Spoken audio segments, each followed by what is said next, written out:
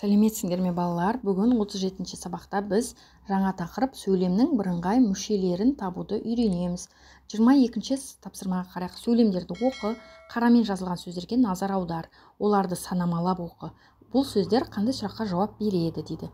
Қараңдар, біз Абайдың қара сөздерін, өлеңдерін оқимыз. Нелерін оқимыз? Қара сөздерін, өлеңдерін. Айша, Жанар, Сәуле үшеуі дос. Кімдер? Айша, Жанар, Сәуле. Одан кейін қаңдар, жел дүрілдейді, ысқырады. Бұл жерде не істейді?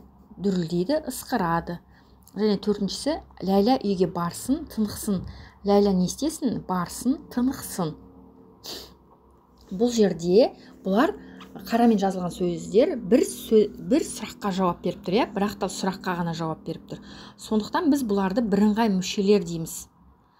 23-ші тапсырмаға қарайық. Сөйлемдерді оқы, сызбаға қарап бірдей сұраққа жауап беретін сөздер сөйлемде бір ғана мүшенің қызметін атқаратынын байқап көр дейді. Қастек, Мұзафар, Ескен балаларға арнап бірнеше кітап жазды деген сөйлем бар екен. Осы жерде кімдер деген сұраққа Қастек, Мұзафар, Ескен үшеуі де бір сұраққа жауап беріп тұр. Яғни кімдер жазды деген сұраққа жауап беріп тұр. Яғни сөйлемде бір ғана мүшенің қызметін атқарып тұр. Енді екіншісіне қарайық. Ол сенен оқысын, үйренсін. Оқысын, үйренсін деген сөзге бір ғана сұрақ қоямыз. Не істесін? Оқысын, үйренсін. Яғни екі сөзде бір сұраққа жауап беріп тұр. Үшінші сөйлемде біз табиғатты, ауаны, қоршаған ортаны қорғаймыз. Біз, бастауыш кім? Біз не істейміз? Қорғаймыз, баяндауыш болады. Енді біз нені қорғаймыз деген сұраққа табиғатты, ауаны, қоршаған ортаны деп жауап береміз. Осы сөздерді көшіріп жазып алыңдар. Балалар, сөйлемде бір ғана сұраққа жауап беріп, бірдей тұлғада тұратын сөйлем мүшелерін бірыңғай мүшелер дейміз. Бірыңғай мүшелер сөйлемдегі бір мүшемен ғана байланысады. Мысалы, Әсем демалыс кезінде көрмеде, мұражайда, театрда болды деген сөйлемде, көрмеде, мұражайда, театрда деген сөз бірыңғай мүше болып тұр, және олардың орталарына үтіл қойылатынын ұмытпайық. Енді 24-ші тапсырмаға қарайық. 24-ші тапсырмада байқоңырым, байлығым, биіктеткен бағамды, тоқтар, талғат, айдыным, ғарышкерлер табанды деген өлең екен. Бекжан Көпбосыновтың. Осы жердегі бірыңғай мүшелердің астынсыз олар сөйлемде қандай мүше болып тұрғанын айт дейді. Біз бірден айта аламыз, тоқтар, талғат, айдыным деген сөздер бірақ сұраққа жауап беріп тұр. Кімдер? Тоқтар, талғат, айдыным. Яғни осы тоқтар, талғат, айдының астын сызамыз.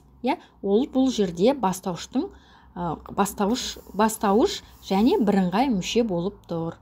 Өлеңнің мазмұнын айт дейді. Бұл жерде өлең Байқоңыр қаласы туралы, Байқоңыр қаласы қандай біздің байлығымыз екені, ол жерден біздер ғарышкерлеріміз талғат, тоқтар, айдын деген ғарышкерлеріміздің ұшқанын айтады. Енді 25-ші тапсырмада бірыңғай сөзінің мағынасына мән бер. Бұл сөз нені білдіреді дейді. Бірыңғай мүшелердің бір-бірінің ұқсастығы неде? Бірыңғай мүшеге өзің мысал келтіріп дәлелде дейді. Бірыңғай деген сөзі бірдей деген сөзден сөз, бірдей, барлығы бірдей болады. Сондай мағынаны береді. Және бізге айтады, бірыңғай мүшелер бір-біріне ұқсастығы неде дейді. Өйткені олар бір сұраққа жауап беріп тұр, сөйлемде бір ғана сұраққа жауап беріп тұр. Және бір ғана мүшенің қызметін атқарып тұр, Енді бірыңғай мүшеге өзің мысал келтіріп дәлелде дейді. Мысалы, былай жазайық. Бүгін Марат, Талғат, Аршат сабаққа келмеді. Бұл жерде бастауыш Марат, Талғат, Аршат бір сұраққа жауап беріп тұр, Кімдер? Марат, Талғат, Аршат. Бұл бірыңғай мүше болып тұр. Енді қалай бұны дәлелдейміз? Бұлар бірыңғай мүшелер, өйткені бір ғана сұраққа жауап береді, сөйлемде бір ғана мүшенің қызметін атқарады, яғни бастауыштың, және бәрі бір сөз табынан болады, яғни барлығы зат есімнен тұрады. Енді 26-ші тапсырмаға қарайық. Сөйлемдерді көшіріп жаз, бірыңғай мүшелерді тауып, олардың бірыңғай мүше екенін дәлелде дейді. Ұлықбек Әмір Темірдің немересі. Ол жастайынан поэзияға, философияға, тарихқа, астрономияға құштар болады. Ұлықбек Платон, Аристотель, Птолемей сияқты грек ғылымдарының еңбектерін ерте танысады. Орта Азияның ұлы ғұламалары Әл-Фараби, Әл-Буруни, Ибн Сина еңбектерін жете меңгереді. Шығыстың ұлылары кітабынан алынған екен. Енді бізге дәлелдеу үлгісін көрсетіп қойыпты. Ұлықбек жастайынан поэзияға, философияға, тарихқа, астрономияға құштар болады деген сөйлемдегі поэзияға, философияға, тарихқа, астрономияға сөздері бірыңғай мүше, өйткені бұлар неге деген бір ғана сұраққа жауап береді. Бәрі де құштар болады деген баяндаушыға қатысты болып тұр. Осыны бізге көрсетіпті. Енді біз тура осы сияқты өзіміз табуымыз керек.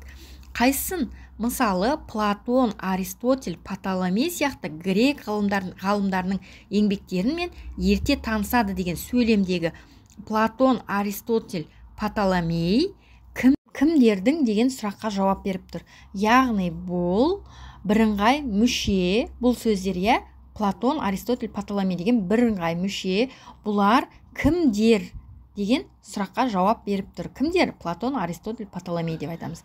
Енді тағы бір сондай сөйлем бар. Орта Азияның ұлы ғұламалары Аль-Фараби, Ибн Буруни, Ибн Сина еңбектерін жете меңгерді деген сөйлемде Аль-Фараби, Аль-Бируни, Ибн Сина кімдердің деген сұраққа жауап беріп тұр. Бұл да бірыңғай мүше болады. Кімдердің? Аль-Фараби, Ибн Синаның еңбектерін. Енді еңбектермен деген толықтаушыға қатысты болып тұр. Кімдердің деген сұрақ.